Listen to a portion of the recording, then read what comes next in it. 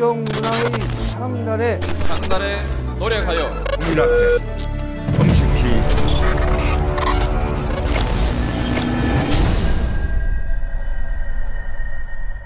네, 반갑습니다. 정치비와 그땐 왜 24번째 시작하겠습니다.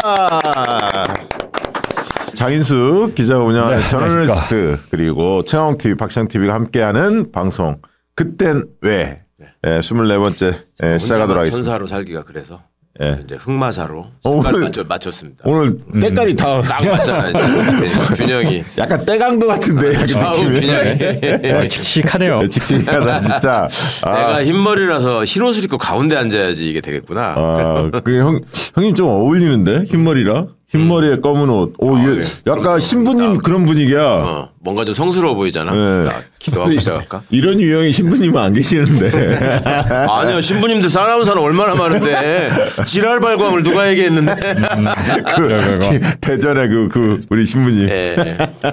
자, 우리 장인수 기자님 책 잘 나갑니까? 지난주에 광고했었는데. 지난주에 광고하고 출판사 대표님이 표정이 밝더라고요. 다행이다. 잘 나가고 있다고. 다행이다. 아니, 아주 좋은 있습니다. 책이니까 저희가 무슨 불량식품 파는 것도 이따 홍보해 드릴 것 같은데 작심하고 다시 기자. 이게 너무 좋아. 술술술 넘어갑니다. 이거 제가 볼 때 한 2시간 반? 3시간? 한 3시간이면 다 읽을 것 같아요. 다 읽을 수 있는 분량이. 1시간 읽으시고 한 번 더 읽어야 돼. 내용이 되게 주옥 같은 내용들이 많아서 장인수 기자가 작심하고 기고 있으니까 좀 날게 해주십시오. 특히 이제 한동훈이 설치고 있는데 요 책 한 권 읽으면 한동훈은 보낼 수 있습니다. 우리 출판사 사장이 한동훈 책을 그래서 기다렸어요. 한동훈 책의 대항마 요 책으로 이렇게 껴서 하면은 그게 이제 프로모션이 되지 않을까. 이런 마케팅 전략을 짜고 있더라고요. 포인트로 그러면 마케팅을 해야지. 사람들이 몰라 연관성을. 그러니까. 그러면 웹잡으로 아예 같이 띄워. 장인수 얼굴하고 한동훈 얼굴도 압도하잖아. 얼굴도 좋네 압도하고. 한동훈이 책이 지금 이번 주말인가 나온대자 그러잖아요. 26일 날 뭐 나온다고 하니까. 차가 아주 가관이더만. 계엄 때 지가 온데 다 손쓰고 연락해가지고 나라를 구했어. 차가. 나라를 구한 한동훈. 뭐 미국 검사는 또 뺐다면서요. 자기 빼고. 프로필에서. 그러니까 시작이 계엄이야 계엄. 나라를 구해서 지가 막 미국하고도 연락하고 막 다 했대. 다 했대. 한동훈도 조심해야 하는데 저 한동훈 잘못하면 테러당해. 지금 분위기가 심상치 않더라고. 구구 그렇죠. 세력들이. 그럼. 오히려 이재명 대표가 더 미워할 걸. 더 미워하죠. 네. 중국 감초. 당연하지. 그렇습니다. 자, 오늘은 보도 지침. 지난주에 또 최강욱 의원께서 국보위 굉장히 어려운 숙제였는데 잘 몰랐는데 사람들이 야 국보위 들으면서 쏙쏙 들어왔다고. 조회수는 얼마 안 되는데 평가는 아주 좋으시더만. 보신 분들 학생들한테 가르쳐야 된다. 막 이러시던데. 저희 코너가 약간 그런 느낌이에요. 이제는 정치에 대해서 별로 관심 없던 청년 세대나 이런 사람들이 쭉 시리즈로 들을 게 없나? 한 6, 7개 뭐 이렇게 쭉. 우리 흔히 말하는 넷플릭스 뭐 이런 거 보면 시리즈 쭉 보잖아. 일요일에 한 10시간 더 갖고. 그런 것처럼 정치비와 그때를 보기 시작했다. 뭐 그 얘기를 많이 하더라고요. 에이. 아니 내가 우리 멤버십 회원한테 직접 들은 얘기예요. 넷플릭스 드라마를 봐야지 미쳤다고 앉아가지고 지금 시커먼 아저씨들 하는 얘기를 듣겠어. 취향은 다양하니까. 요거 보시면 교양은 늘어납니다. 확실히. 그렇지. 어디 가서 이 말빨이 생기거든. 그렇죠. 언어 이름을 막 중증 내상센터라고 바꾸자. 잡혀가. 중증 내상센터 괜찮잖아. 자 오늘은 우리 장인수 기자님께서 보도 지침 관련해서 할 얘기가 있다. 준비해 오셨어요. 보도 지침 관련해서는 오늘 제가 쭉 이런저런 얘기 뭐 잡다하게 많이 해드릴 텐데 일단 하나만 기억하고 갔으면 좋겠어요. 뭡니까? 보도 지침을 폭로한 기자가 있습니다. 한국일보 당시 6년차 7년차 기자였던 김주원 기자가 그 엄혹한 시절에 보도 지침을 다 이따 설명드리겠지만 그 자료를 다 자기가 한국일보 안에 그 철이 있던 보도 지침 철 그거를 일일이 다 밤에 몰래 복사를 해서 자정 넘어서 복사를 해서 그거를 제야 시민단체에 있던 대학 다닐 때 같이 학생 운동하던 친구한테 줘요. 그래서 이게 폭로가 됩니다. 나는 그때 말지에 이게 딱 나왔을 때 말지에 그건 나왔죠. 내가 정말 그 쇼킹한 그걸 잊을 수가 없어. 저는 뭐 전혀 기억이 없어요. 봤으니까 진짜 쇼킹했어요. 그다음에 길지도 있었고. 그러니까 말 다음에 길이. 저는 이제 사회평론. 이게 딴 얘기 하는데 기자 입장에서는 그때나 지금이나 똑같다.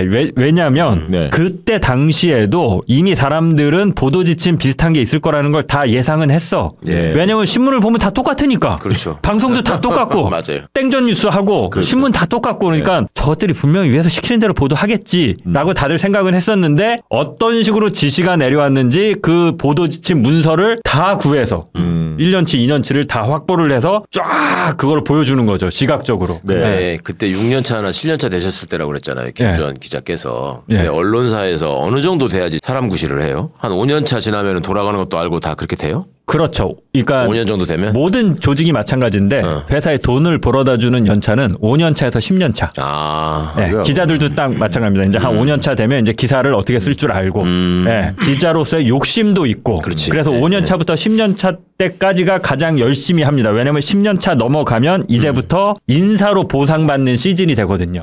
특파원, 뭐 연수. 그건 10년차가 넘어가서 한 15년차 이렇게 되니까 5년차부터 한 10년차 혹은 11, 2년차 요때까지가 딱 그 성과를 내는 시기예요. 네.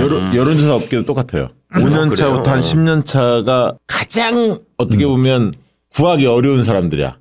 왜냐하면 가장 선호해 그 그렇죠. 집단을 말한 대로 돈을 벌어오기도 하고 전문성도 있고 그렇죠. 영업 능력도 있고 에이스들이야. 그 일 욕심들도 본인들도 있고 왜냐면 이제 일을 배워서 아 일을 이렇게 하는 거구나 내가 그렇죠, 이렇게 그렇죠. 하면 이제 성과를 낼 수 있겠구나라는 이제 재미도 붙는 그렇죠. 시기고 이제 보통 그런 여론조사 회사에서는 뭐 과장, 실장이라든가 국장, 본부장 뭐 이렇게 올라가는 한 10년 차까지. 근데 그 시기지. 그래봐야 평기자고 20년차, 30년차 기자까지 있으니까 6년차, 7년차라고 그러면 굉장히 젊은 기자인데 그때 그렇죠. 겁도 없이 그렇죠. 전 언론사의 모든 기자들이 침묵하고 있을 때 김주원이라는 그 당시로 보면 어떻게 보면 듣보잡 기자일 수 있죠. 네. 그 기자가 이거를 다 밤에 가서 그것도 2차례, 한 차례가 아닙니다. 양심 선언문까지 쓰고 네, 그거는 이제 차차 설명을 드리겠습니다. 김주원 기자님이 단체에 어디 들어가지 않았어요? 민원연인가 어디 무슨 어떤 네, 97년에 민원연 그 민주언론 뭐 개혁 운동인가 본동가 하면서 그거 만들면서 그때 이제 그 단체에 들어가면서 사실 그때 김주원 기자라는 분의 그 모습이 되게 궁금했었어요. 그러다가 어느 순간 김주원 기자라는 분의 딱 그 사진을 발견하고 아, 이 양반은 할 수 있었겠다. 딱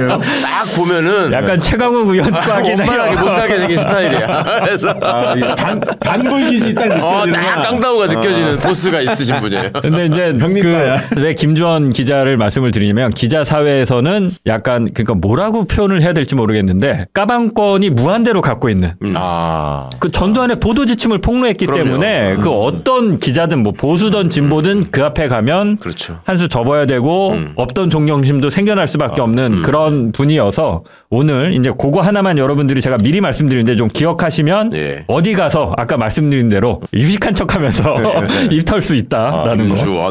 김주원. 보도 지침이 없던 게 갑자기 생긴 건 아니고 당연히 군사 정권인 박정희 때도 있었습니다. 그렇겠죠. 박정희 때도 그때도 당연히 보도 지침이 있었고 다만 그때는 중앙정보부에서 보도 지침을 계속 이렇게 내렸죠. 예, 그리고 중앙정보부 요원들이 언론사에 뭐 수시로 드나들고 원래 이제 독재 때 당연히 하는데 이거 쿠데타까지 한 놈들이라서 그때 검열하고 하던 걸 쭉 이어서 하는 거잖아요. 그렇죠. 그래서 7, 80년대에는 대학생들이 뿌리는 유인물 있잖아요. 그거 시민들이 그래서 유심히 본 거야. 왜냐면 진실을 밝히는 신문이었기 때문에. 네, 그렇죠. 공중파에서 안 나와 언론이 왜곡돼 있어. 그때 또 저 신민당 당보, 민주전선 이것도 엄청나게 또 많이 보고. 이게 이제 그래서 이때 벌어지는 게 이제 그 유명한 동아투이 사건이 벌어지는데 이게 이제 72년 유신헌법이 통과되면서 언론에 대한 탄압이 보다 노골적이고 겉으로 드러나서 이제 중앙정부에서 이렇게 보도해라고 대놓고 지침 내리고 기관원들 보내고 시키는 대로 안 해? 잡아다 두드려 패고 뭐 이런 게 이제 상시적으로 일어나던 상황에서 동아일보가 서울대 농대생들이 시위한 그 기사 내용을 보도합니다. 어떻게 보면 별거 아니잖아요. 네, 대학생들 이 당시에 맨날 집회 시위할 때인데 위에서 보도하지 마 그런 건 이제 동아일보가 보도를 한 거죠. 그러니까 중정이 당시 동아일보 송건호 편집부장을 연행을 합니다. 야, 이분이 나중에 한겨레 신문 창간할 때 유명한 분이죠. 송건호 언론상도 있죠. 그렇죠. 그러니까 다음 날 동아일보 기자 180명이 자유언론 실천 선언을 발표합니다. 이제 이게 동아투이의 시작이죠.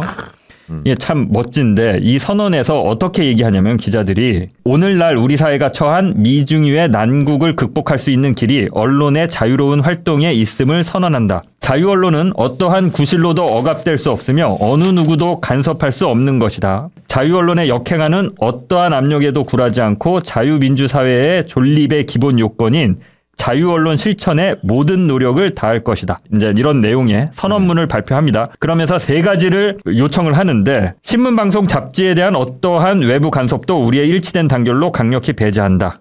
2. 기관원의 출입을 엄격히 거부한다. 3. 언론인의 불법 연행을 일체 거부한다. 그러니까 지금 말씀드렸던 얘기 그대로예요. 기관원이 와서 상주하다시피 언론사를 들락날락거리고 마음에 안 들어 그러면 체포하고 잡아가고 이런 것들을 하지 말아라. 결의문을 채택한 거네요. 결의문을 채택했는데 네. 문제는 이제 동아일보죠. 근데 이게 당시에 이 동아투이가 왜 센세이션을 했냐면 당시 동아일보의 위상은 지금하고 완전히 달랐잖아요. 1등 신문이었죠. 완전 1등이고 지금 1등 신문이었죠. 아니, 지금 그 당시에 1등 신문이었죠. 불변의 1등 신문. 완전 1등 신문이고 그러니까 시민들이 가장 신뢰하는 언론이었고 지금 현재의 MBC보다도 훨씬 더 위상이 높은 그런 신문이었죠. 그 당시는 이제 방송이 주도하던 시기가 아니라 신문이 그럼요. 언론 시장을 완전히 맞아요. 주도하는 방송 기자는 기자도 아니라고 할 때 이때는 그렇죠. 방송 기자는 기자가 아니라고 할 때 기자실에 얘네들을 들여보내야 돼. 뭐 맞아, 이런 맞아. 거 얘기하던데요. 그러니까 정치권 뉴스는 신문을 보고 그럼 알게 됐다. 그리고 180명이 지금 선언을 발표했다는 것도 되게 쇼킹한 그렇죠. 일이었죠. 180명이면 아마 거의 전부 다 할 겁니다. 동아일보 기자 거의 전원일 거예요. 동아투기 해직 그 기자들 출신의 정치인들이 많았어요. 그렇지. 이부영 뭐 등등등 많았어요. 근데 이게 이렇게 이제 다 함께 이런 내용을 발표할 수 있었다는 것 자체가 지금의 언론인들하고 좀 마인드가 달랐던 거죠. 이때만 해도 네. 정말 지식인이고 지사고 네. 이런 그 뜻이 있었지. 언론인으로서의 그쵸. 사명에 대해서. 차차 설명드리겠지만 지금하고는 분위기가 달라요. 네. 그러니까 미리 말씀드리면 지금 기자들은 자발적 복종, 그렇죠. 복종이 행복한 정치권으로부터의 간섭이 필요한 원하는 그게 이상하지 않은. 옛날에 기자들은 그러면 최소한 이게 부당하다. 이러면 안 된다. 보수든 진보든 우리가 결정해야지 왜 니네가 결정해서 내려보내 이런 게 있었다면 지금은 그냥 월급만 많이 주면 좋아하는 거 아니에요? 지금은 좀 정치권에서 부탁하면 들어주는 게 왜 문제야? 약간 기자들이 이런 생각을 하는 게 아닌가 싶은데 일단 계속 말씀을 좀 드려보겠습니다. 무더기로 해고합니다. 그래서 동아일보 기자들이 이때 그래서 무더기 동아일보 해직 기자들이 이제 나오는 거죠. 네. 이 기자들이 나중에 1988년 이제 한겨레를 창간할 때 그때 이제 그 창간 멤버로 많이 옮겨가죠. 네. 그리고 이제 그 정권이 또 이제 동아일보를 탄압하면서 그때 이제 무더기 광고가 빠지면서 네. 백지라고 해야 되나? 그냥 광고가 그냥 다 빈 상태로 막 신문이 발행되는 이런 파행들이 발생을 합니다. 백지 광고의 시작은 언제인 줄 아세요? 시작? 전 잘 모르겠습니다. 경향신문. 이승만 때 이게 경향신문이 막 왔다 갔다 하는데 원래 경향신문 시작이 그 천주교에서 시작한 거거든요. 그러니까 이승만 때에 가장 확실한 그러니까 그때는 야당지라 그랬지. 그게 민주언론이 경향신문이었어요. 경향신문을 탄압하니까 그때 백지 광고를 저항을 했는데 이 동아투이 때 이게 훨씬 더 파장이 컸지. 1등 그렇죠. 신문이 백지로 나가니까 광고가. 그렇죠. 예. 아무튼 그래서 박정희 때 이런 일이 있었고 이제 그 12.12가 일어나기 직전에 이제 11.6 그 박정희 시해 사건이 있었는데 이러면서 중정이 전두환 때는 이제 좀 찌그러집니다. 예. 그래서 그 중정이 했던 보도 지침을 문화공보부 산하로 옮겨가요. 네, 중정에서 직접 하던 거를. 네. 전두환이 집권을 하던 1980년대부터 공을 들입니다. 언론 장악, 언론 탄압에. K공작 계획이라는 걸 세워요. 네. 그래서 대공 공작 업무를 하던 이상재라는 준이야 준이. 네. 예, 근데 이 사람이 전문가였대요. 저는 잘 모르는데 굉장히 전문가였대요. 이상재 유명하더라고요. 이 사람이 보안사에서 언론 조정반을 그러니까 언론을 어떻게 조정할 건지, 장악하고 조정할 건지 요 기획을 합니다. 이상재라는 사람을 중심으로. 그래서 이때부터 이제 뭐 언론 상대로 검열과 공작을 하고 늘 그렇지만 회유책도 있어요. 편집인들, 발행인들, 사주들 이렇게 계속 간담회 하는 거죠. 모여서 술도 사주고 밥도 먹고 친분도 쌓고. 전두환 보안사령관이 막 주최도 했다면서요. 그런 거. 그런 거 하고. 그때 이제 전두환 쿠데타 세력이 중점을 두고 관리했던 게 언론하고 검찰이었죠. 얘들이 자꾸 뭐 시비 붙으면 안 되니까. 그때 이상재 씨가 중요한 역할을 하고 이 사람이 또 국회의원 돼요 바로. 그랬나요? 몰라요? 충청도에서 이상재가 국회의원 해가지고 잘 나갔어. 참 별걸 다 기억하는 제가 지금으로 치면은 저 윤한홍 정도는 되는 사람이야.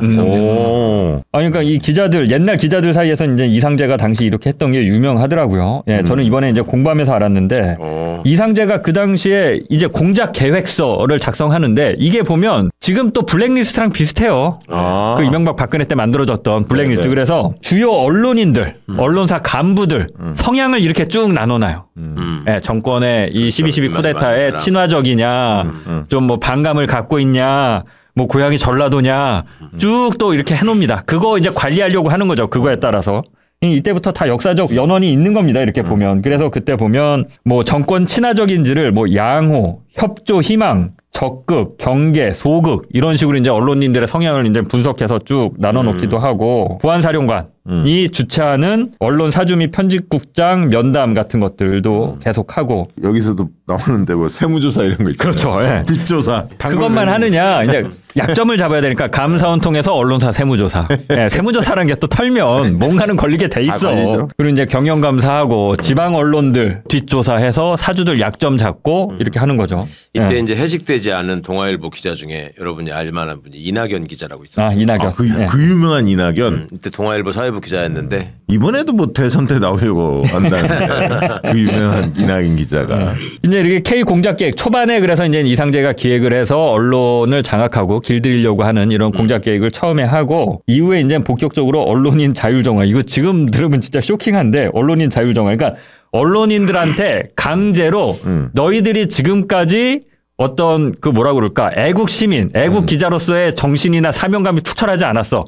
반성해. 그리고 너희들끼리 스스로 이런 걸 앞으로 잘하겠다라고 이렇게 다짐을 해. 뭐 이런 거를 전두환 때 이런 게 유행했어. 그러니까. 자율정화. 뭐. 그렇죠. 그러니까. 사회정화. 그때 얘기도 했지만 사회정화. 근데 자율이 아니라 단지 강제죠. 강제. 안 하면 죽어. 이름은 그 자율정화지만 이걸 강제합니다. 각 언론 단체에 이런 걸 해라라고 이제 강제로 시키는 거죠. 그래서 이제 신문협회, 방송협회를 통해서 1980년 7월에 언론 자율 정화 및 언론인 자질 향상에 관한 결의문 채택. 이걸 기자들이 해요. 이게 얼마나 모욕적이야. 우리가 기자로서 자질이 떨어져. 그리고 어떤 민주시민이나 애국 어떤 그런 기자로서의 어떤 그런 마인드도 없는 것 같아. 우리가 결의해서 앞으로 잘할게요. 라고 사실은 전두환한테 충성맹세하는 거잖아요. 그렇죠. 네. 시키는 대로 할게. 그러니까 이때 풍경이 기자들이 쫙 서가지고 이렇게 현수막 들고 자정하자. 이런 거 하는 거지 진짜. 그런 거 많이 하잖아. 지금 생각하면 진짜 반지 데모 할 때 그런 거 많이 하잖아. 그런 식으로 하는 거야. 이걸 하면서 동시에 뭘 진행하느냐. 172종의 정기 간행물을 한순간에 폐간을 시킵니다. 예, 이때 폐간되는 게 저는 기억이 없는데 뿌리 깊은 나무. 이거 있었어. 저는 기억이 없습니다. 있었어. 예. 그리고 여러분들 다 아실 텐데 창작과 비평. 이게 이 당시에 폐간되고 뿌리 깊은 나무. 기자들이 발행하는 기자협회보 지금도 나오는데 이 당시에 이게 좀 문제가 있다고 그래서 기자협회보 이런 걸로 해서 이제 정기적으로 간행되는 뭐 주간지, 월간지, 개간지 이런 것들을 한두 개도 아니고 10개, 20개도 아니고 172개를 한 번에 폐간을 시킵니다. 당시에 이 뿌리 깊은 나무의 위상은 굉장히 고급 문화 잡지였어요. 그래요? 작은 거. 크지 않은. 이게 폐간되고 나서 다시 이제 이 멤버들이 다시 만들거든. 이 같은 성격의 그거는 세미 깊은 물. 뿌리 깊은 나무, 세미 깊은 물 이게 연결되잖아. 그리고 이 당시에 자율 정화만 했냐? 그 뭐 자율 정화 해갖고 뭐 결의문만 채택했겠습니까? 네. 언론인 1000명을 990 몇 명이라고 하는데 그게 좀 다릅니다. 2000명에 달한다. 그러니까 자의반 뭐 타의반을 얻고 이 당시 전국에서 어쩔 수 없이 언론사를 등지고 나와야 했던 사람을 따지면 한 2000명 된다. 근데 그게 설득력이 있는 얘기고 이 당시에 자율정화로 해갖고 정부랑 전두환 신군부랑 언론사에서 딱 찍어서 장인수 너 사표내 라고 해서 잘린 게 993명.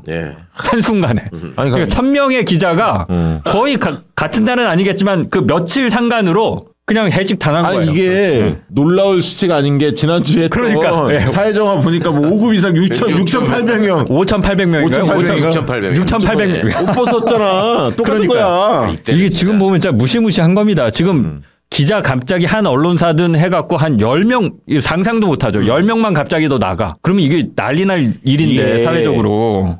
윤석열이가 개헌 성공했으면 이랬을 거야. 그랬겠죠. 진짜로 이랬을 거야. MBC 뭐 다 나가라고. 이때 방식이 뭐냐면 전 언론사 전 기자들한테 일괄 사표 제출해. 그래갖고 다 사표를 제출하면 그 중에서 신군부와 언론사 사주들이 보고 아, 이 자식 평소에 말 안 듣던 장인수 너 사표 수리. 이 방식으로 993명을 날리는 거예요. 네. 그러니까 저기가 무시무시하죠. 그러니까 전두환 쪽에서 요구해서 자른 사람이 있고 그렇죠. 사주가 그 틈에 지가 미운 사람. 네, 지가 미운 사람.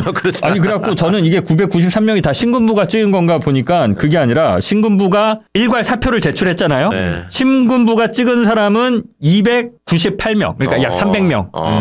그리고 나머지 한 630명은 사주가 각 언론사 사주들이 알아서 자른 거야. 사람. 그러면 지금 만약에 윤석열이 계엄 성공해서 MBC 같은 경우는 3노조 막 이렇게 있잖아. 노조가. 그렇죠. 걔네가 사장 되면 저는 뭐 100% 그렇게 잘리는 명단 거죠. 추릴 거 아니야. 몇백 명 딱 추릴 거 아니야. 왜냐면 더 잘 알아. 그 안에서 걔는 잘 알지. 각 언론사에서 더 잘 알아. 장인수는 꼴통이야. 그리고 이때 기자직함을 가진 사람 1000명을 잘랐다라는 거는 반 이상일 거예요. 기자가 몇 명 없을 때야. 이때는 그러니까 지금 언론이 지금처럼 다양하지 않을 그럼. 때예요. 아니, 매체가. 그래서 이런 거를 지금 구구 청년들이 좋아한다는 거야. 그렇게 자르면 내 자리가 생긴다. 취직할 수 있다. 이거 갖고 퍼뜨리고 있대 미친놈들이. 아유, 이런 식으로 해서 그 당시에 이제 기자들 대량 해고를 하고요. 더 잔인한 거는 진짜 꼼꼼해. 해고만 한 게 아니라 네. 해고당한 기자들을 등급을 나눕니다. 등급을 나눠서 네. 맨 상단에 있는 사람은 네. 절대 다른 데 취업하면 안 되는 사람. 그럼 그것도 방해하는 거야? 못 들어가게? 다른 데 취업을 못 하는 거죠. 그렇게 딱 정해놓으면 그 당시는 전두환 신군부가 막 집권했을 텐데 어떤 미친 기업이 잘린 해직 기자를 갖다 쓰고 싶어도 안 갖다 쓸 텐데 그 993명을 등급을 나눠서 뭐 예를 들면 뭐 장인수가 들어간다라고 하면 얘네는 절대 다른 데도 취직하면 안 되는 애들을 딱 정해놨어요. 그러니까 명단을. 그걸 보면 말이죠. 아까 한겨레가 창간을 1988년에 하는 거거든. 그렇죠. 그럼 87년 대선을 전국민 항쟁 직선제 투쟁과 대선을 거치면서 약간의 유화 국면이 열리거든. 그때 할 수밖에 없었겠다. 전두환 때가 아니라 노태우 때. 현실적으로 아까 그 얘기 들으면서 근데 판단했는데. 그때 잘렸던 분들이 대부분 다 그때까지 백수였어요. 그러니까 취직이 다 어렵죠, 당연히. 그렇죠. 여기 이름을 쭉 봤는데 저는 이제 아는 사람은 없고 나중에 노무현 정부 때 이제 문화부 여기, 장관을 하죠, 정동채. 여기 박권상 이분도 좀 유명한 분 아니야? KBS 사장 나중에 하셨죠. 맞아. 박권상 뭐 그렇게 얘기하니까 또 이런 거. 저는 쭉 봤는데 이제 정동채 이름 하나 모르겠어. 제가 아는 거. 역시 내가 옛날 사람이 나는 아는 사람 많아요. 그래요?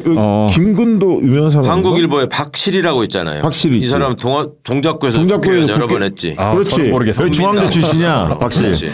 여기서 또 세대 차이가 느껴지고요. 그다음에 이때는 조선일보가 또 숫자가 적잖아요, 확실히. 그다음에 동양통신 조홍래 이 사람도 나중에 국회의원 합니다. 김근도 들어봤는데 이분도. 요 명단이 여러분 다시 한번 말씀드리자 취업 불허 명단이라고 해서 얘네는 다른 데도 가면 안 돼라고 신문부에서 낙인을 찍은 기자들입니다. 낙인을. 그러니까 취업이 아예 제한 못하는 거죠. 뭐 어디 가겠습니까? 야, 그 사유 봐봐. 극렬 반정부, 국시 부정. 일단 극렬이 제일 세네. 표현이 극렬 반정부. 야.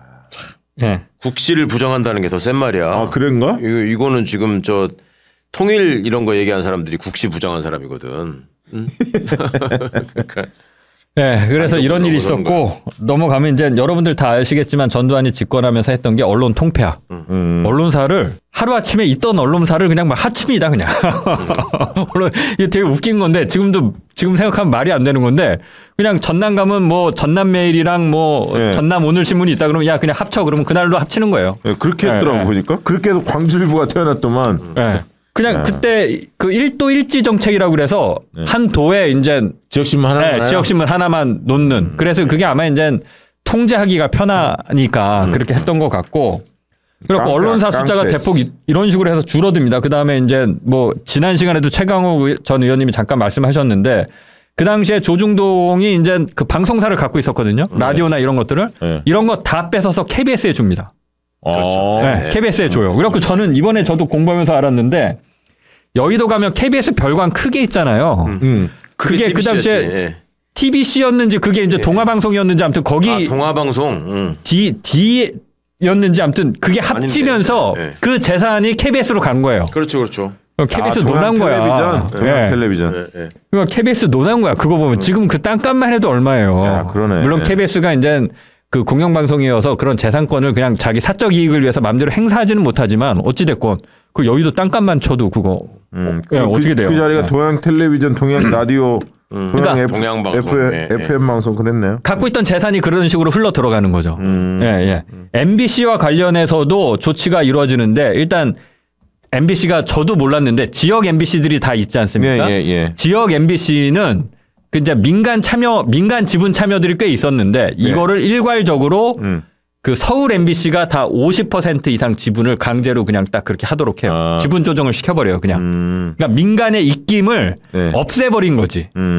사주 맘대로 지역 MBC가 보도 못하게. 그러니까 이제 사실상 공영방송이 아니라 국유화. 그렇죠. 사실상 서울 MBC 사장만 장악하면 전국의 MBC를 다 장악할 수 있는 구조를 만들어 놓은 거예요. 그리고 신기하게 이게 지금까지도 유지되고 있습니다. 이러니까 광주 때 불타고 막 그랬잖아.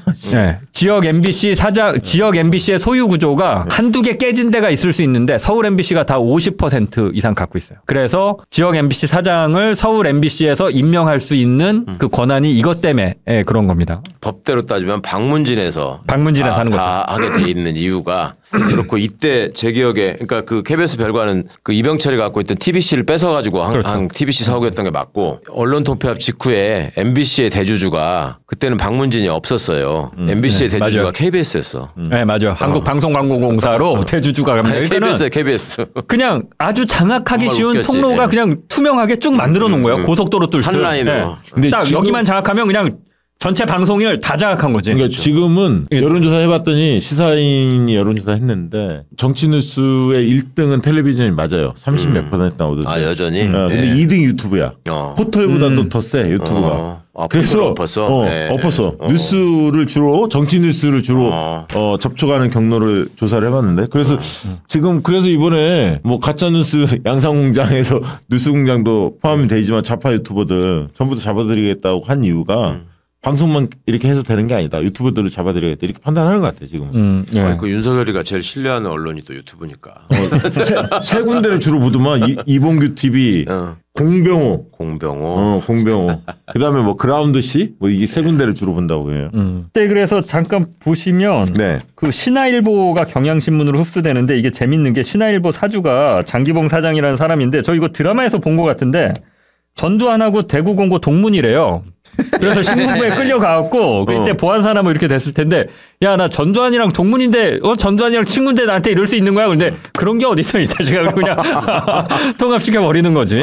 그때 전두환 장군님이라고 해야 하는데 전두환이랑 그런 얘기가 있어요. 혹시 그런 얘기가 싸가지가 없어서 그랬을 수 있습니다. 서울경제신문이 한국일보로 흡수가 됐다가 2000년에 한국일보랑 다시 이제 이 서울경제신문이 분리가 되고 일간 내외경제가 코리아 헤럴드 이거 참 웃긴데 이게 왜 영자지로 가는지는 모르겠는데 경제신문이 그랬다가 나중에 이제 헤럴드 경제 뭐 이런 식으로 가고요. 그래서 헤럴드 경제 이렇게 태어났구나. 부산에서는 이제 부산일보 국제신문을 합쳐서 부산일보로 하는데 이게 국제신문도 나중에 다시 또 이제 독립해서 나오죠.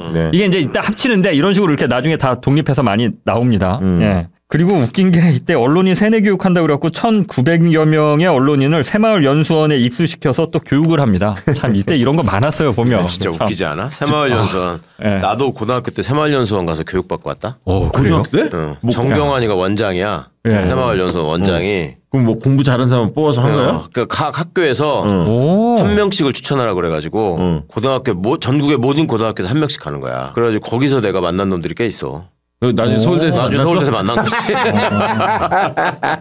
그러니까 히틀러가 그 왜 유겐트 양성하잖아요. 청소년들 데려다가 그 짓을 하려고 한 거야. 근데 그때 새마을 연수원에 갔는데 등촌동에 있거든요. 전경환이가 이 딱 벗고 상태로 진해 형이랑 비슷하게 생겼단 말이야. 그렇지, 완전 비슷하지. 거의 비슷한 놈이 딱 나타나니까. 전두환인 줄 알고 헷갈렸구나. 무슨 막 왕 진짜 그 동생이 나타난 것 같이 쫙 하고 이제 정경환이가 얘기하다가 야 뭐 좀 덥다 뭐 이러니까 거기다 이렇게 물수건 갖다 이렇게 딱 받치는 놈이 있었는데 걔가 공군 준장. 그 군사 독재 시절에. 살 버렸어. 그 대통령 동생이라는 이유가. 정경환이가 새마을 이쪽을 먹었거든. 그렇잖아요. 새마을 쪽을 먹었잖아요. 조직을. 전 기환이가 경찰을 먹고 그랬었죠. 맞아. 형. 그때 제가 고2 때? 고2 여름방학 때. 근데 그때 그 방골 기질이 있는지를 애들이 사전 검열을 안 했구나. 공부만 잘한 줄 알고 그냥 뽑아왔는데. 안 되는 사람은 어떻게도 안 된다는 거 다 배울 수 있고요. 뭐 가서 증세가 악화됐지도. 야, 이 자식도 골 때린다. 그러니까 반말씀만 생긴다는 거. 자, 이런 식으로 이제 언론인들을 길들이고 탄압하고 하고 이제 구체적으로 이제 보도 지침 얘기를 좀 해보겠습니다. 네. 앞에서 잠깐 말씀드렸는데 중앙정보부가 박정희 때 했던 거를 문화공보부 산하 홍보조정실이라는 걸 신설해서 여기서 그 조정실에서 매일 언론사에 가이드라인을 내려보냅니다. 기사를 어떻게 써라. 이게 이제 이른바 보도 지침입니다. 매일매일 내려보냈어요. 매일매일. 그 철로 해갖고. 예. 그래갖고 보도 방침과 관련해서는 불가. 절대 불가. 그럼 불가면 불가지 절대 불가는 뭐냐 물어봤어요. 아까 이게 인터뷰는 안 나올 텐데 김전 선배한테 물어봤더니 자기도 정확하게 모르겠대. 뭐는 불가고 뭐는 절대 불가인지. 불가는 불가지 절대 불가는 뭐야. 근데 절대 불가는 주로 내려오는 게 북한 관련. 북한 관련. 네. 북한이 남한에 대해서 대화하자고 뭐 하해 제스처를 했다거나 뭐 또 그런 거 얘기하더라고요. 그때 이제 86 아시안 게임 88 올림픽 할 때 그 국제적으로는 이거 남북 동시 개최 어떠냐 이런 여론이 있었는데 이런 얘기가 나왔다. 그러면 그냥 절대 불가. 그 옛날에 서울에 홍수가 크게 날 때 북에서 뭐 쌀 보내고 뭐 이런 거 있었어. 네. 그래도 그건 보도가 됐죠. 그래도 그거는 그때 보도가 됐지. 그런데 이제 보도가 해봤더니 뭐 반이 무슨 돌멩이 그런 모래 섞인 쌀이더라 이런 식으로 보도가 그때 됐었죠. 옛날에는 그러니까 지금이니까 잘 모르시지. 옛날에는 내가 상당 기간 동안 북한 국기가 어떻게 생겼는지를 몰랐다. 몰랐지. 대학 몰랐어. 들어가서 처음 맞아요. 알았어. 맞아요. 그래. 스포츠 경기 하면서 알게 됐지. 그 전에 아니, 몰랐어. 그러니까 스포츠 경기를 할 때도 예를 들어 이분이하고 현정호하고 탁구를 친다. 맞아. 그럼 이분이가 여기다가 인공기를 달고 나오잖아요. 여기를 가려. TV 중계할 때. 중계할 때 글자 같은 걸 앞에다가 이렇게 겹치게 해가지고 그걸 가려요. 이분이 저도 그 기억은 나는데 이제 82년에 이제 초등학교 입학하거든요. 83년이구나. 그러니까 그때 초등학교 저학년 때는 진짜 어떻게 생각했냐면 그때까지만 해도 방공교육 열심히 할 때거든요. 그래서 북한 사람들은 다 늑대처럼 생기거나 뿔났고 빨갱이라고 그래서 신체 어느 부분이 북한 사람들은 다 빨갛나 보다 이렇게 생각을 실제로 했었어요. 그렇죠. 그리고 북한 아까 이분희 선수 얘기하니까 그 역도의 개순이 생각난다. 한참 피고 어떻게 잘 지내는지 궁금하네.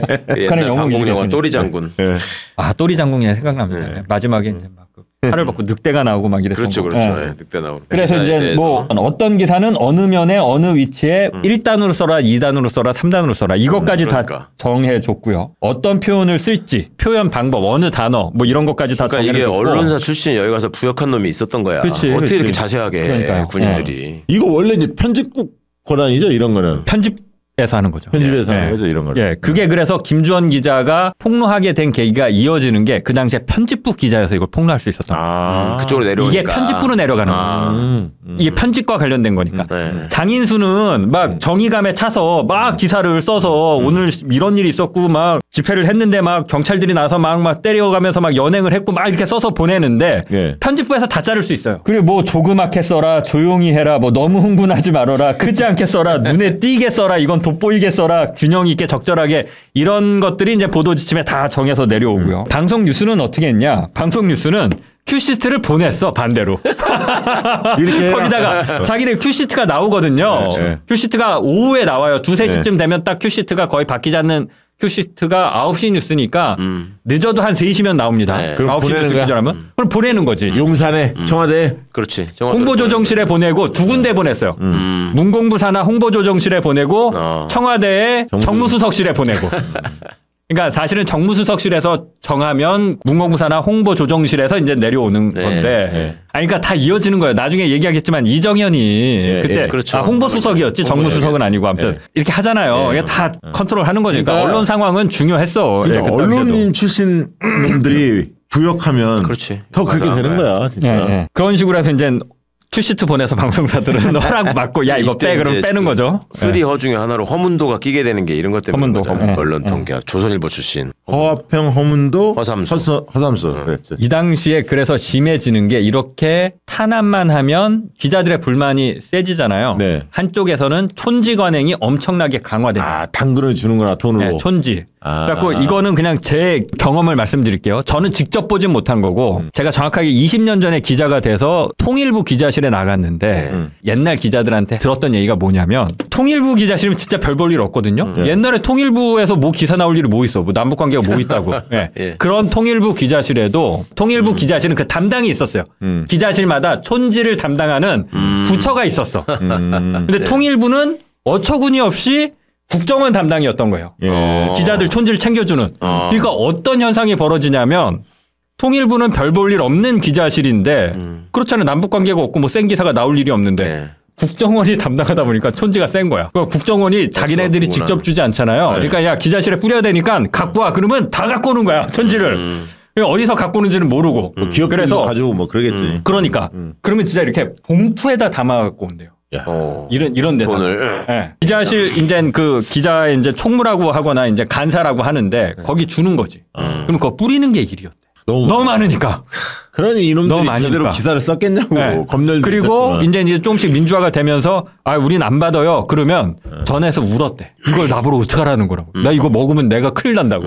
제발 좀 받아가라고. 그 정도 이게 이제 내려오는 아니었죠. 이제 서울시 출입하는 게 그때 또 되게 이제 좋은 출입처였다 그래요. 그거 왜 그랬냐 그랬더니 서울시 관련해서 무슨 기사를 쓰려고 하거나 뭐 이런 게 있잖아요. 그러면 건설국장, 도로국장 이런 사람이 부른대. 그래가지고 서울시내 지도를 딱 피고 여기 가서 땅 사라. 정보를 주는구나. 그래가지고 그 당시에는 서울시 출입 기자들이 부자 된 사람들이 많아. 서울시가 좋았던 게 왜냐면 서울시가 조직이 크잖아요. 그러니까 예전의 문화로는 내가 장인수가 서울시를 출입하는데 지금은 그렇지는 않은데 결혼을 한다. 그러면 정확하게 과장까지 촌지를 보냅니다. 과장까지는 무조건. 과장까지는 무조건이에요. 뭐 과장 밑에 뭐 큰 부서에 팀장 있으면 팀장들도 아마 다 했을 거야. 그 당시 문화는. 그게 있어서 서울시 출입할 때 결혼을 하면 조금만 거기에 더 보태면 서울에 아파트를 한 채 살 수 있다. 뭐 이런 얘기가 있어요. 그러니까 기자가 결혼하면 서울시 공무원들이 다 일단 하고. 나는 얼굴도 못 본 그냥 과장까지 그냥 다 촌지를 하는 거야. 그게 팀장들까지. 언제 장인수 기자 때도 그랬다고요? 아니요. 그 전에 제가 이제 기자가 됐을 때 20년 전이니까 그런 얘기들을 선배들로부터 들었죠. 저 위로 또 10년, 20년 위에 선배들이 있었으니까. 그러니까 80년대, 90년대까지만 해도 그렇게 했었다는 거죠. 90년대까지 정확하게 이게 이제 전두환이 만들어 놓은 문화가 삼김 시대까지 이어지는 겁니다. 한 번에는 못 없애니까. 김영삼까지는 했을 거야. 했지, 무조건 했지. DJ 때까지도 촌지 문화가 꽤 남아 있었고요. 이게 싸그리 없어지는 게 이제 노무현 때. 노무현 때 정확하게. 그 얘기도 많이 있었어. 내가 청와대 노무현 정권 때 있을 때 뭔 얘기가 있었냐면 DJ 정권 때만 해도 그 앞에 세탁소 있잖아. 세탁소가 청와대 앞에 있는데 옷을 안 찾아간대. 새로 사버리고. 뭐 이렇게 주는 게 많아갖고 그게 있었나 봐, 진짜. 자, 이 대목에서 광고 하나 하고 이제 또 들어가 봐야 하는데 이렇게 뛰어난 장인수 기자가 쓴 책입니다. 이 책을 설명해야 돼. 자, 장인수 기자님이 쓴 책 홍보를 좀 해드리도록 하겠습니다. 장인수 기자의 책 작심하고 다시 기자 소개해드리도록 하겠습니다. 이 책에 실린 장인수 기자의 특정 보도들은 모두 일관된 공통점이 있습니다. 검찰과 언론이라는 거대한 권력이 어떻게 작동되는지 또 그들이 어떻게 국민을 기만하는지 구체적으로 드러난다는 사실입니다. 그중 대표적인 사건이 바로 검언 유착과 고발 사주입니다. 최근에 한동훈이 몸을 풀고 있죠. 이 사건의 중심에 바로 한동훈이 있습니다. 슬슬 정계복귀 준비하고 있는 모양인데요. 사실 한동훈을 둘러싼 수많은 문제와 논란이 있지만 검언 유착 사건 하나만 놓고 보아도 한동훈은 정치인으로서 자격이 없습니다. 한동훈은 국민이 먼저라고 하지만 정말 그럴까요? 채널 A가 먼저고 이동재가 먼저 아니었나요? 검언 유착과 고발 사주 사건을 자세히 들여다보면 개탄스럽기 짝이 없습니다. 검찰과 언론 그리고 국민의힘이 가진 총체적인 문제가 이 사건에 고스란히 녹아 들어 있습니다. 이들이 대한민국을 어떻게 박살내고 있는지 궁금하다면 작심하고 다시 기자 이 책을 꼭 읽어보시기를 강력히 추천드립니다. 이 책에서 검언 유착과 고발 사주 사건의 시작부터 진실을 추적하는 과정 그리고 사건 이후의 이야기까지 그리고 이 사건이 대한민국 사회에 남긴 의미까지 모두 두루두루 다루고 있습니다. 꼭 한번 구입해서 장인수 기자 열심히 뜰 수 있도록. 그리고 한동훈에게 빼앗기면 안 돼. 베스트셀러 1위를. 장인수 기자, 이 작심하고 다시 기자. 많은 분들이 좋아합니다. 3시간 딱 투자하시면 책을 아주 맛깔나게 읽을 수가 있습니다. 슬슬 넘어갑니다. 그리고 재밌습니다. 한동훈을 물리칠 수 있습니다. 네, 한동훈의 책을 이 책으로. 네. 그 저희 출판사 사장님이 한 대목만 좀 읽어달라고 해서 예, 읽어주세요. 잠깐만 뭐 낭독을 할게요. 예. 이게 이제 최강욱 의원님이랑 저랑 같이 엮여 있는 게 이제 고발사주잖아요. 그러니까 제가 검언유착 보도를 한 게 예. 최강욱 의원님이랑 공모를 해서 결탁을 해서 최강욱하고 엮이면 이거 희한하기 어려워. 엮이기 못 엮여. 저 그거 보도할 때까지 최강욱이라는 사람과 통화한 적도 없고 만난 적도 없고. 그래, 내가 MBC 기자를 그렇게 많이 하는데 장인수는 몰랐어 내가. 아 그러니까 몰랐어요. 그리고 나중에 검찰이 핸드폰을 탈탈 털거든. 근데 이제 또 그 대목을 좀 읽어드릴게요. 다수의 언론이 이런 식으로 MBC의 검언유착 보도를 권언유착 의혹이 있다고 근거 없이 공격했다. 그들에게 최소한의 근거나 사실관계는 중요하지 않았다. 줄기차게 권언유착 의혹을 제기했지만 번번이 오보로 드러났다. 그래도 권언유착 프레임에 대한 집착을 버리지 못했다. 진보든 보수든 기자들이 해석은 하고 싶은 대로 하더라도 근거가 되는 기본적인 팩트 확인은 하고 있다고 생각했었다. 기본적인 팩트 확인과 기사 작성에 대해 나름 혹독한 훈련을 받은 사람들이기 때문이다. 하지만 검언유착 보도 이후 내 생각이 완전히 틀렸다는 걸 알게 됐다. 근거 같지도 않은 걸 근거라고 끊임없이 권언유착을 외쳤다. 이상했다. 이게 뭐지? 왜 이렇게 집요하지? 팩트가 없는데 왜 무리하지? 의문은 1년 5개월 뒤 풀렸다. 좋습니다. 이야, 작심하고 다시 기자. 이것도 읽어야 돼. 내가 등장하는 대목 읽어. 236페이지. 고기를 읽을까 하다가 안 읽었는데. 고발장에 적시된 대로 나와, 그러니까 이 장인수 기자예요. 네. 나와 최강욱 혹은 황희석이나 유시민의 통화 내역이 나오면 검찰 입장에선 금상첨화였을 것이다. 하지만 그건 그들의 공상에 불과했다. 황희석 변호사는 검언유착 보도 한 달 뒤, 최강욱 전 의원은 보도 서너 달 후에 각각 처음 만났다. 나는 완전 쩔이었는데 진짜. 유시민 작가는 보도 4년 만인 2024년 4월 1일에 처음 만났다. 고발사주 진범을 찾아달라는 기자회견을 하는 자리였다. 하지만 한동훈과 보수 언론은 여전히 검언유착 보도를 권언유착의 결과라고 주장하고 있다. 자, 여기 하여튼 제가 뭐 직접 주연으로 등장하지는 못하지만 온데 물씬 섞여 있습니다. 채널A도 그렇고 진짜도 그렇고.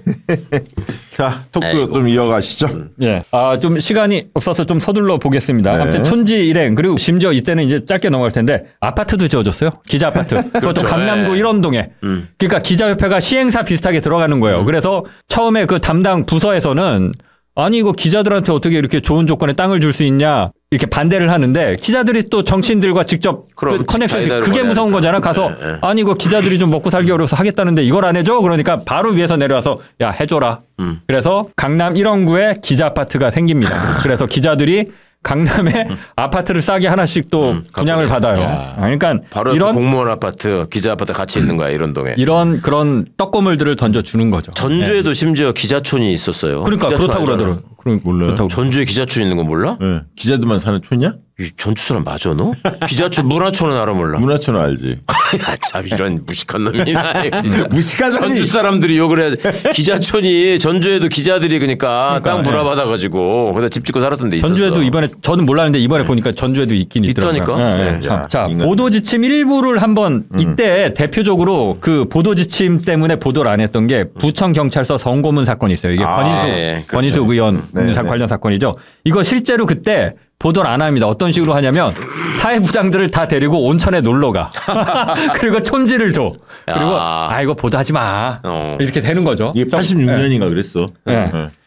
그래서 이때 이 보도 지침을 보면 오늘 오후 4시 검찰이 발표한 조사 결과 내용만 보도할 것. 사회면에서 취급할 것. 검찰 발표문 전문은 꼭 실어줄 것. 자료 중 사건의 성격에서 제목을 뽑아줄 것. 이 사건의 명칭을 성추행이라 하지 말고 성모욕행위로 할 것. 발표 외에 독자적인 취재 보도 내용 불가.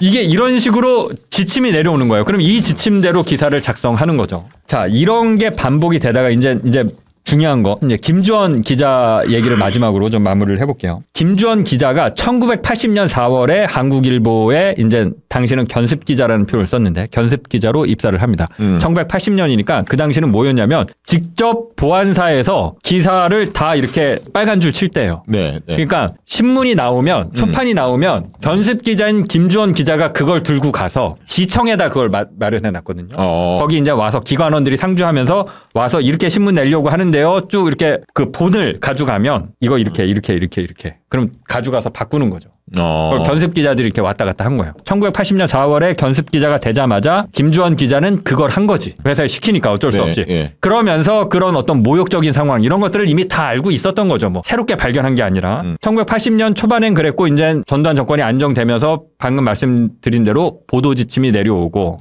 김주원 기자가 문화부도 갔다가 뭐 과학부도 갔다가 이제 편집부에 갔는데 편집부에서 보통 일과가 어떻게 되냐면 신문이 12시면 마감을 해요. 그 다음날 조간인가요? 석간인가요? 그 다음날 조간을 그러니까 그 다음날 조간을 12시에 찍는 게 마지막이에요. 낮 12시? 밤. 네. 밤 그러니까 11시까지는 새로운 기사가 있으면 장인수가 밤 11시까지 취재를 하다가 11시에 기사를 바꾸거나 새로 써서 집어넣을 수 있어요. 근데 12시에 마지막이야. 그게 왜 마지막이냐면 12시에 마지막으로 각 신문이 윤정기를 돌려요. 그리고는 더 이상 안 돌려. 그리고 막 새벽 4시부터 막 배송하잖아. 그렇죠. 그리고 이제 일찍 찍는 거 초판은 사실 6시나 8시부터도 찍는데 그때 찍는 거를 제주도, 뭐 전남 이런 데 뭐 부산 이런 데 보내고 12시에 찍는 거는 이제 서울, 수도권이나 서울 싹 보내요. 그러니까 편집 기자는 12시까지 계속 일을 하는 거지. 새로 기사가 들어오거나 뭐 업데이트가 되거나 기사가 뭐 더 뭐 바꿀 수도 있고 오타가 나면 그걸 또 수정할 수도 있고. 그러니까 12시에 마감을 하면 기자들이 최근까지도 코로나 전까지 했는데 기자들 특이한 게 일과를 마감하면 퇴근을 하는 게 아니라 기자들은 술 마시러 갔어요. 그러니까 저 기자일 때도 그랬어요. 그렇죠. 일과를 마무리하면 술 마시러 가. 오늘 끝났다 일. 김주원 기자가 12시에 그럼 일이 끝날 거 아니에요. 12시에 윤정기가 돌아가요. 그러니까 윤정기 돌아가기 전까지는 그거를 계속 수정을 하는 거야. 편집부에서. 그러고 윤정기가 돌아가는데 김주원 기자가 무슨 생각을 했던 건지 이걸 계속 담아두고 있다가 술을 안 마시러 가고 혼자 한국일보 편집국을 갑니다. 편집국에 가면 일반 부서 이게 보도 지침이 어떻게 전달이 되냐면 각 부서의 데스크까지 전달이 됐다고 해요. 일선 기자들은 모르고 출입처 나가 있는 일선 기자들은 모르고 데스크들까지는 이제 기사를 수정하고 고치는 업무를 하는 부장 데스크까지는 야 보도 지침 이렇게 내려왔다. 이 기사는 이렇게 써야 돼. 얘기를 해주는 거죠. 그리고 편집부는 틀리면 안 되잖아. 그러니까 아예 한국일보는 철을 해놨대요. 보도 지침이 그날 내려오면 그걸 아예 매일매일 철을 해놨어. 확실하게 지키기 위해서. 확실하게 이걸 보고 틀리면 안 되는 거야. 그렇지. 아까 얘기했잖아요. 제목은 이렇게 뽑아라라고 했는데 그걸 까먹고 있다가 이렇게 하면은 다음날 누가 끌려가는 거예요. 그렇죠. 그 당시 상황은. 바로 두들겨 맞는 거야. 네, 끌려가서 두들겨 맞는 거야 진짜. 그러니까 틀리면 안 되니까 편집부에는 이걸 철을 해놨어요. 매일매일. 그걸 바로바로 안 없애고 몇 달치를 이렇게 철을 해놨다라고 해요. 증거 자료가 확실히 있구나. 네. 그러니까 이거는 틀리지 말라고. 그리고 나중에 뭐 잘못되면 아마 그걸 보라고 나중에 문제 됐을 때 우리가 잘못한 게 아니라 이 보도 지침대로 이렇게 한 건데요. 이런 식으로 하라고 안 없애고 해놓은 거를 김주원 기자가 12시에 술 먹으러 갔을 때 혼자 조용히 편집국에 들어가서 그걸 한 장 한 장 다 복사를 합니다. 그걸 들고 나올 수는 없고 그때는 없어졌네? 이렇게 밀어야죠. 그때는 아마 그런 식으로 했었을 거예요. 등사던 80년대까지만 해도. 그래서 그걸 한 장 한 장 밤에 다 복사를 해요.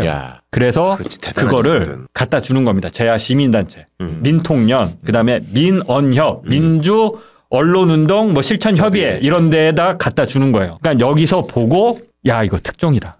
이거는 폭로해야 된다라고 해서 대대적으로 기자회견을 준비를 합니다. 기자회견을 준비하고 이거를 폭로하는 게 기자회견과 함께 말지를 통해서 아까 최강우 의원이 보셨다고 하는 그 말지를 통해서 폭로를 하는데 저거 되게 두꺼웠어요. 보도지침, 권력과 언론의 음모. 그래서 이게 무슨 한두 장짜리 기사로 가는 게 아니라 이게 수십 페이지에 걸쳐서 보도 지침이 쫙 실려요. 특집호라고 써 있잖아. 정규 발행이 아니라 호해처럼 발행한 거예요. 그래서 기사도 저 기자들이 몰래 숨어서 쓰고. 진짜 생생하다 저거. 기자회견도 어떻게 준비를 하냐면 김주원 기자가 그러면 이거를 도대체 누가 제보를 한 거야 이렇게 될 거 아니에요. 그러니까 제보를 이게 아마 영화 1987에 나올 텐데 홍제동 성당의 주임 신부님이 고해성사를 받다가 받은 걸로. 그러니까 신부님은 고해성사를 누구로부터 받았다는 걸 절대 종교적 윤리상 할 수 없잖아요. 그러니까 그렇게 한 걸로 다 일종의 작전, 전략을 짜요. 김주원을 보호하자라고 해서.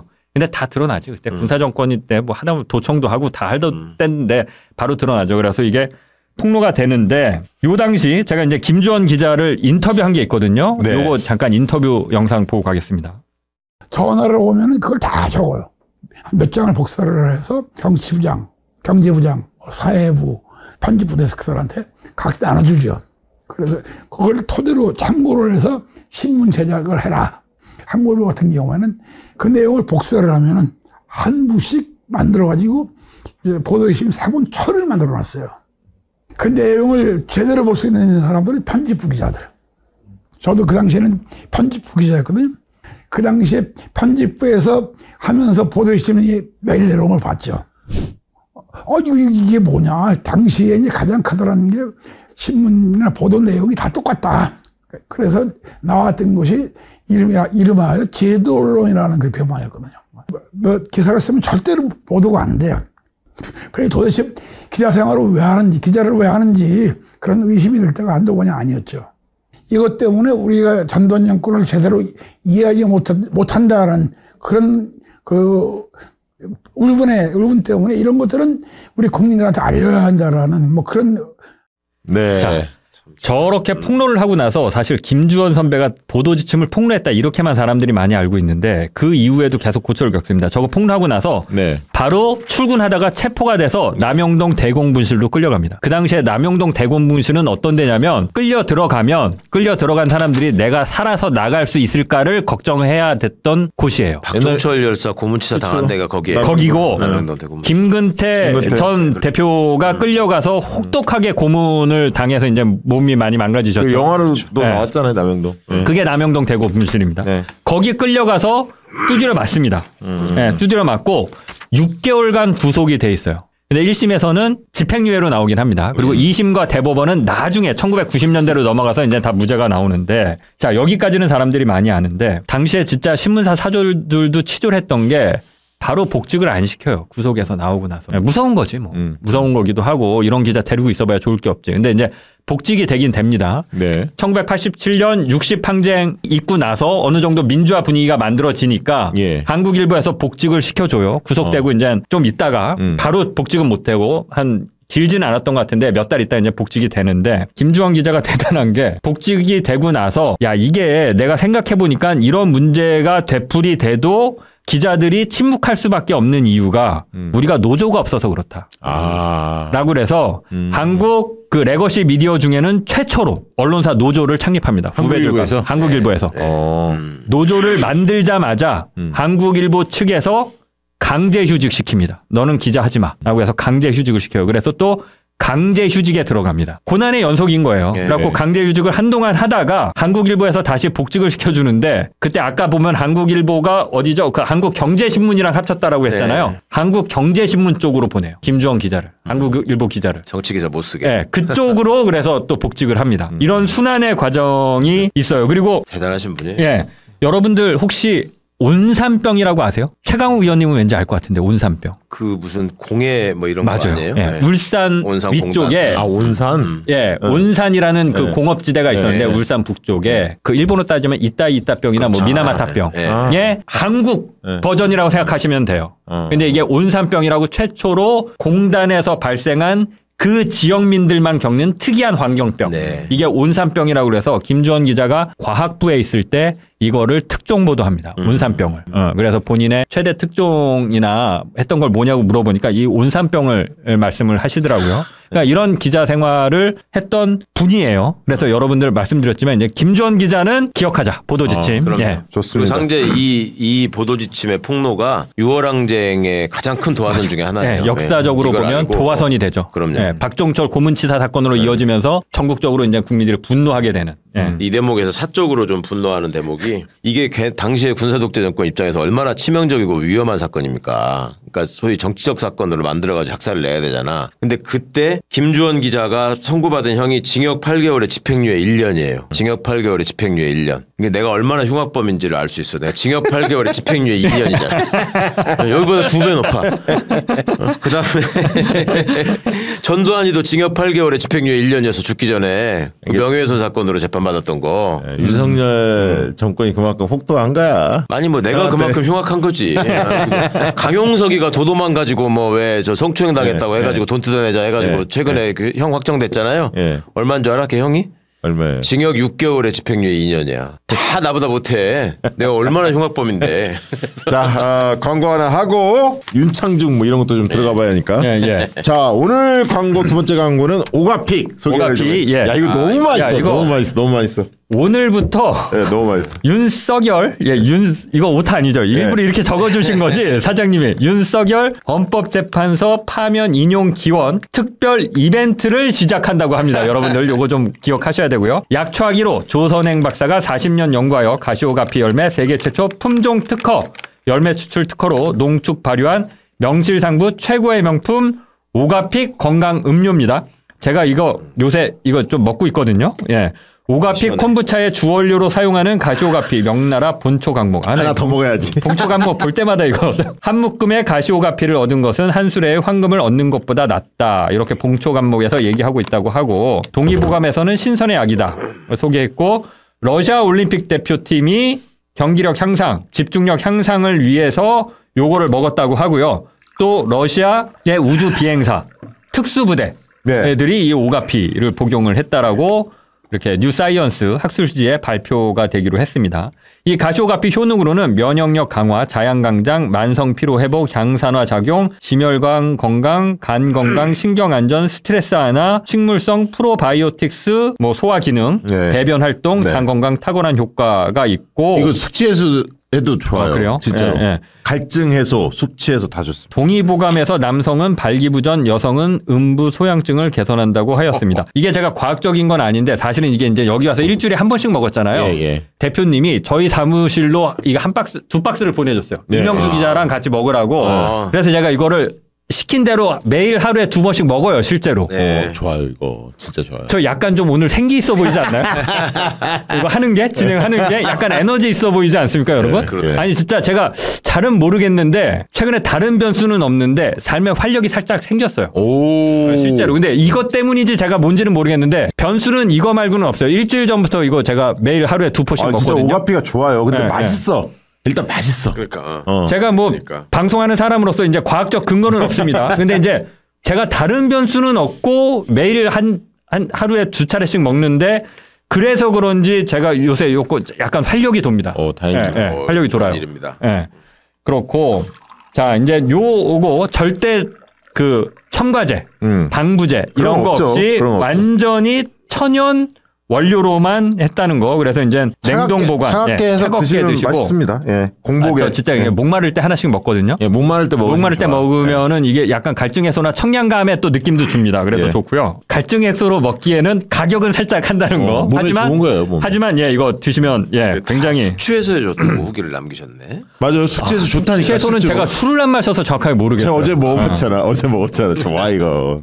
요거 음용 방법으로는 아침 공복 따뜻한 물 한 잔 드신 다음에 섭취 하나 하시고 오후에 또 회식 전후로 해서 1포 섭취 하루에 2차례 하시면 되고요. 박시영 TV에서 구매하시면 기존 34% 할인에 48팩 플러스 16팩 24팩 플러스 3팩 추가 증정해 드리고 있고요.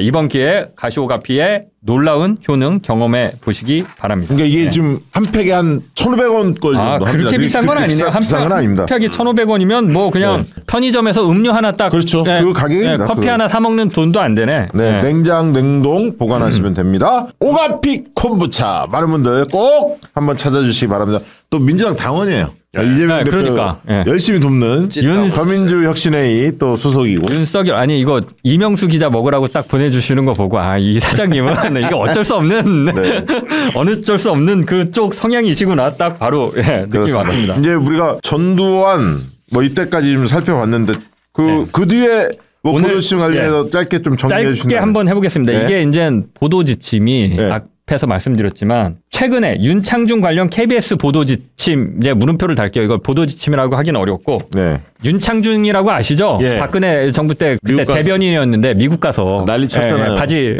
인턴 보고 흥분해서 바지 내리신 분. 아유 정말 쪽팔려. 야, 이걸 대통령이 미국에 정상회담하러 갔는데 대변인이라는 사람이 윤창중도 윤석열 파면해야 된다 그래. 그 정도로 나쁜 놈이야 윤석열. 아 그래 윤창중도? 그럼 이게 반윤이야 반윤. 저는 윤창중이랑 저기 술도 마셨었어요. 세계일보 출신이거든. 그리고 저 세계일보에 있을 때 같이 술도 한번 먹고 그랬어요. 그 최재형도 그 얘기했더라고 감사원장. 네. 안 될. 내가 아무리 봐도 윤석열은 파면감이다. 이거 어쩔 수 없다. 근데 그 술 마실 때도 참 여자 얘기 많이 하셨는데 예, 결국 그 문제로 이거 윤창중 보도할 때 공지사항이라고 그래서 이렇게 지금 적어놓은 거죠. 청와대 브리핑 브리핑룸 브리핑 그림 사용 금지. 야 이게 말이 됩니까? 청와대 관련해서 끊으려고 지금 그러는 거지. 예, 뒷 배경 화면에 태극기 등 그림 사용 금지. 이게 완전히 현대판 이게 보도 지침이지. 이게 그때 사고 친 다음에. 예, 사고 친 다음에, 그러니까 청와대 드러내지 윤창중은 청와대가 연상이 안 되게. 그렇게 하라. 이때 보면 일반 그림을 써라. 그림 이게 그림이 이게 영상을 이 방송쟁이들 방송국은 그림이라고 표현하거든요. 영상을 그림. 예, 일반적인 그림 사용. 그러니까 윤창중이 기자 시절에 뭐 했던 거 그런 그림 쓰지 청와대에서 브리핑하고 청와대에서 뭐 활동하고 아니, 이런 거 쓰지 마. 언론사에다가 공지사항을 붙이면서 일반적인 그림을 사용해 주세요도 아니고 일반적인 그림 사용을 사용해 주세요. 무슨 말이야 이게. 이게 어디에 붙는 거냐면 편집실 방송 가면 편집실이 있거든요. 그러니까 편집실에 붙여놓은 거예요. 편집자들이 보고. 그러니까 똑같은 거지. 이 보도 지침은 이런 지침은 편집 쪽에 내려보내는 거야. 그러니까 편집실에 이렇게 붙여놓은 겁니다. 네. 근데 부끄러움이 없잖아요, 여러분. 제가 드리고 싶은 말씀은. 그렇지. 이게 뭔지도 모르고 이런 거를 이렇게 떡하니 붙여놓는다는 게 진짜 기자들, 언론 종사자들 반성해야 됩니다. 예. 그 다음에 이거 녹취록은 다 아니까 듣지는 않을게요. 이정현, 김시곤 녹취록 여러분들 다 아실 겁니다. 이정현이 나 한 번만 봐주이소 그렇죠. 막 하면서 이거 또 오늘 또 KBS 뉴스를 봤네 이거 막 하면서 KBS를 봐버렸네 이러면서 이정현 당시 홍보수석이 김시곤 보도국장한테 전화해서 보도를 세월호 참사 관련해서 해경의 책임을 KBS가 좀 너무 세게 묻고 있다. 예. 그리고 또 해군에서 그때 브리핑한 게 좀 뭐 해경이랑 좀 대척해갖고 뭐 반목하는 그런 내용이 있었는데 그런 내용 빼라. 빼라. 근데 이제 이정현이 좀 공손하게는 부탁을 합니다. 예, 좀 세게 얘기하는 부분도 있지만 막 우는 소리 하면서 빼달라고 뭐 하죠. 이런 것들이니까 과거에 그 문화가 있는 거예요. 계속. 예, 언론을 이명박 박근혜 이제 살펴봤고. 예. 최근에 이슈가 되고 있는 김현정 뉴스쇼 같은 경우는 요건 영상을 짧게 볼게요. 네. 조정훈 의원이 신당을 하려고 하는 저희 쪽을 비난하면서 방송을 하는 경우가 잦았기 때문에 조정훈 의원의 출연 사실을 알고 저희 측 공보 담당자, 저희 가려진 사람이 공보 담당자거든요. 네. 공보 담당자가 김현정의 뉴스쇼에 출연한다는 거 알고 이런 게 우리의 반론 입장이다라는 것을 전달해 준 것이고 이거는 아주 빈번하게 있는 일입니다. 빈번하게 있어요? 제가 냉정하게 말씀드리면은 예를 들면은 비근한 예로 지지난주에 이제 전한길 씨나 황교안 대표가 방송에 많이 나가지 않았습니까? 그럼 그분들이 가면은 그때 실제로 전한길 씨는 이준석이 뭣도 모르고 그런다라고 이렇게 얘기하기도 했고요. 네. 그럼 제작진에서 먼저 물어보는 경우도 있고 저희가 먼저 보내는 경우도 있고 이런 부분은 전한길 씨가 항상 우리를 비난하는 부분이니까 이런 부분에 대해서는 우리는 이렇게 입장을 가지고 있다를 많이 보내줍니다. 그리고 저거는 뭐 이미 언론에 보도된 다음에 조사 결과를 이런 조사 결과를 봤을 때 조정훈 의원이 주장하는 바는 틀리다라는 걸 전달해 준 것이고 뭐가 문제가 된다는 것인지 모르겠습니다. 뭐가 문제가 되는지 지금까지 저희가 한참 얘기를 했죠. 네. 이준석도 정치인이고 권력을 잡을 수 있는 사람인데 정치인이나 권력자들이 혹은 예비 권력자들이 언론에 이런 식으로 보도해줘. 저런 식으로 보도해줘. 이 자체가 말이 안 되는 겁니다. 네. 우리가 입장을 발표한 게 뭐가 문제냐. 입장을 국민들한테 발표하는 건 문제가 없죠. 그렇죠. 국민들한테 보도자료를 통해서나 국민들에게 조정훈이나 아니면 국민의힘 측에서 계속 이런 식으로 하는데 우리의 입장은 이겁니다. 그리고 언론들도 보도할 때 이런 입장을 해주세요라고 언론사와 국민들을 향해서 함께 얘기하는 건 상관이 없는데 본인이 쏙 숨어서 어떤 루트를 통해서 언론 제작진한테 이렇게 보도해줘라고 전달하는 거잖아요. 이 행위 자체는 엄청나게 하면 안 되는 거고 이게 뭐가 문제라고 묻는 거는 저 사람은 정치를 할 자격이 없습니다. 아무런 문제의식이나 죄의식이 없잖아요. 그러니까요. 빈번하게 있는 일이라고 그러잖아. 빈번하게 없습니다. 빈번하게 없고요. 뭐 전두환 무슨 보도 지침이에요. 그런 거 없고요. 예. 약간 윤석열하고 닮았어. 정신없는 거 보면. 근데 문제는 언론인들이 그게 문제라는 것도 이제 인식을 못하고 이준석이 이렇게 요청해? 그러니까 이제 이준석이 요청했다는 거는 쏙 빼고 이렇게 보도를 하는 게 옛날에 보도지침 문공부 산하 홍보조정실에서 이렇게 보도해줘 라고 그거 정권 입장에서 우리 강제 아니야 요청한 거야 이럴 수 있죠. 근데 그 내용 싹 빼고 자신들이 판단해서 보도한 것처럼 이렇게 보도했기 때문에 그게 문제가 되는 거고 보도지침이 특종이 된 거잖아요.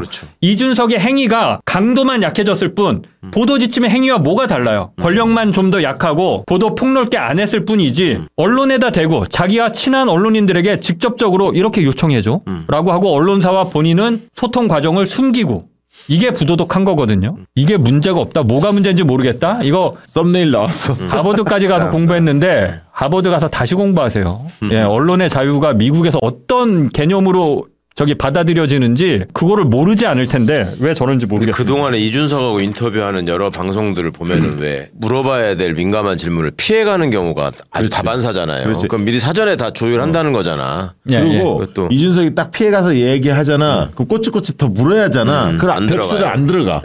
말재주로 피해 나가. 제가 뭐 여러 차례 말씀드렸는데 이거 기자들의 고질병인데요. 기자들의 고질병 중에 하나가 무색무취한 정치인을 조롱합니다. 이준석이 무색무취한 거는 아닐 수는 있는데 아무튼 계속 말씀드리지만 반기문, 안철수, 이준석 뭐 이런 사람들. 근데 그런 것도 좋아하고 약간 흔히 말하는 야마 뭔가 이렇게 말빨이 좀 있어서 따옴표 따기 좋은 그런 정치인들도 좋아하잖아요. 야마 따기 좋으니까. 그런 측면에서 이준석이 그동안 재미를 좀 본 거지. 아니 최강욱 의원도 이거 따기는 얼마나 좋아요. 근데 이제 최강욱 의원은 그렇게 따기 좋게 얘기하는데 그걸 갖고 이제 비판을 하지. 최강욱이 이렇게 엄청난 몹쓸 얘기를 했다라고. 오늘 뭐 마무리 발언 좀 해주셔. 준비 뭐 너무 탄탄하게 해주셔서 전두환 그 전에 지금 박정희 때부터 쭉 흘러왔어요. 쭉 흘러와서 이준석까지 한번 살펴본 겁니다. 그러니까 저는 진짜 언론인들이 좀 반성했으면 좋겠습니다. 정치인뿐만 아니라 하다못해 제가 배우기로는 예를 들면 저희 부모님이 저한테 부탁할 수도 있잖아요. 제가 실제로 그런 적이 있는데 제가 어떤 기업을 완전히 조지는 거여서 그게 왜 그때 그런 거냐면 이 기업을 조지고 나면 그 다음날 이 기업의 주식이 떨어질 수도 있을 것 같아요. 정말 대차게 조지는 거였어요. 근데 저희 장인어른이 주식을 그 기업에다 몰빵을 했었어요. 재산을. 보도 직전에 이걸 장인어른한테 말씀드려야 되나? 이 고민을 하다가 에이 그런 게 어딨어. 그리고 그냥 보도를 했거든요. 그럼 몰라. 그리고 어떻게 됐는지는. 근데 이제 그런 식으로 주변에서 다양한 요청이 기자들한테 들어옵니다. 전 그런 얘기 들어봤어요. 그러니까 특종을 했는데 뭐 술자리에서 국정원 직원이 장 기자 그런 거 있을 때 그냥 슬쩍 나한테 한마디 흘려주면 나 위에다가 보고하고 얼마나 면세우기 좋아. 그런 얘기 많이 있는 하지. 것처럼. 실제로 이런 다양한 유혹들이 있어요. 기자들 주변에서. 기자들도 정보를 다루기 때문에 엄격해야 됩니다. 이 기자들이나 언론인들이 이런 거에 되게 둔감해진 것 같아요. 오히려. 그런 요청을 받는 것 자체가 부당한 거고 화를 내야 되는데 아니 그냥 누이 좋고 매부 좋고 이게 왜 문제야. 지금 이러고 있으면 지금 어쩌자는 겁니까 지금. 사람 사는 게 다 그런 거 아니야? 뭐 이런 식으로 생각하지. 그러니까요. 자, 그러네요. 많은 거를 생각해 보게 만드는 오늘 코너가 아니었나. 언론인들이 이거 꼭 봐야 하는데. 안 보지 이런 거. 오늘 프로그램을. 기자들. 보겠습니까?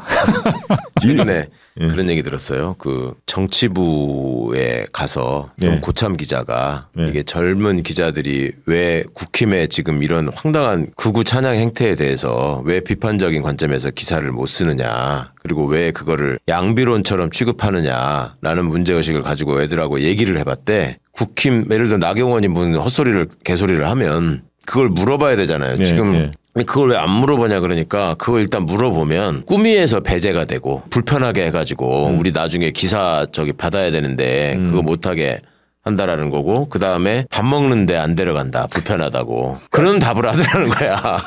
나 진짜 그런 밥은 우리가 사줄게. 깜짝 놀랐어. 그러니까 우리가 이번에 이제 이 쿠데타 친일 쿠데타 사태를 보면서 군인들 경찰들을 보면서 막 그 한심하게 생각하잖아요. 근데 그 와중에도 군인들 특히 저 1공수여단장이나 1경비단장이나 이런 친구들은 1공수여단장 울기도 하고 1공수여단장 그런 얘기 했잖아. 저희가 전두환 때문에 쿠데타 부대라고 오명을 안고 있는데 또 이번에 출동했다는 거에 대해서 너무 저기 하다고 막 하잖아요. 그런데 언론의 역사를 쿠데타 이후에 이런 역사를 반추해 보면 언론이 당한 게 정말 심각했거든요. 많은 사람들이 해직당하고 세계적으로 한국의 이 민주언론 운동의 역사가 되게 주목받았던 일이라고요. 근데 그 뒤로도 상대적으로 이 추구적인 정권들이 들어서게 되면 언론의 해직 사태가 계속 이어지고 있습니다. 근데 그거에 대해서 대응하고 반응하는 모습을 보면 아까 장 기자가 개탄하시는 것처럼 이 문제의 심각성을 인지하는 수준이나 태도가 현저하게 떨어지는 거예요. 가면 갈수록. 난 그게 너무 충격적이에요. 그러니까 이번에 KBS가 뭐 박민 이래로 그 막 장악당하고 이렇게 할 적에 KBS 구성원들이 보이는 모습을 보면 예전에 그 고대영이네 김인균네 이런 자들이 설칠 때하고 또 완전 달라졌거든. 찍소리가 안 나오잖아. 그러니까 이런저런 모습들을 보면 언론인들은 과연 언론 자유를 수호할 의지가 있는 것인가. 그러니까요. 그러니까 이런 이 보도 지침의 역사 이런 것들이 사실은 장인수 기자가 지금 여기서 던지고 싶은 질문은 결론을 통해 잘 말씀하셨지만 지금도 이게 변형된 형태로 그렇죠. 오히려 더 만연돼서 지금 이루어지고 있다. 이 문제에 대한 심각성을 경고하신 건데 정말 좀 깊이 생각하고 성찰하셨으면 좋겠습니다. 네. 자, 오늘 뭐 어려운 주제인데 깊이 한번 파헤쳐 봤습니다. 보도지침 역사. 박정희 때부터 이준석까지 다뤄봤던 것 같습니다. 오늘 방송은 이것으로 마치도록 하겠습니다. 고맙습니다. 고맙습니다. 감사합니다.